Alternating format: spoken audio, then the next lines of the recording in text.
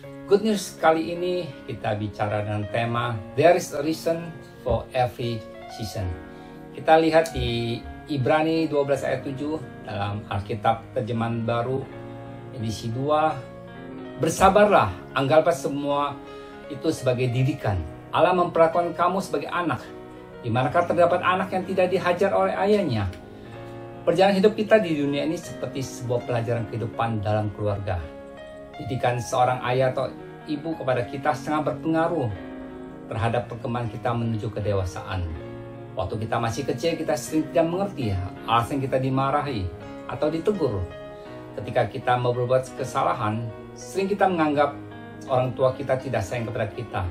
Kita merasa itu sebagai sebuah penderitaan. Tuhan juga memberi kita pelajaran melalui penderitaan yang bisa kita sebut juga sebagai ujian, di mana sering kita tidak mengerti mengapa kita harus mengalami penderitaan tersebut.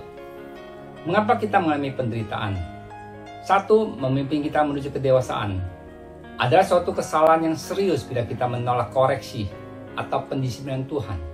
Bila kita sabar atau tabah menanggung semua penderitaan, sebenarnya kita diperlakukan Tuhan sebagai anak-anaknya.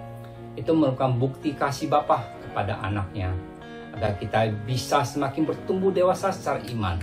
Kedua, membawa kita masuk ke dalam pengenalan yang lebih mendalam dengan Tuhan.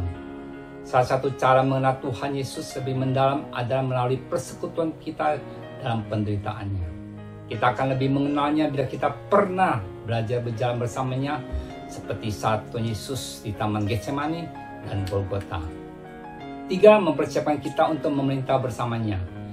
Jika kita sabar menderita bersama Kristus, kita pun akan memerintah bersamanya.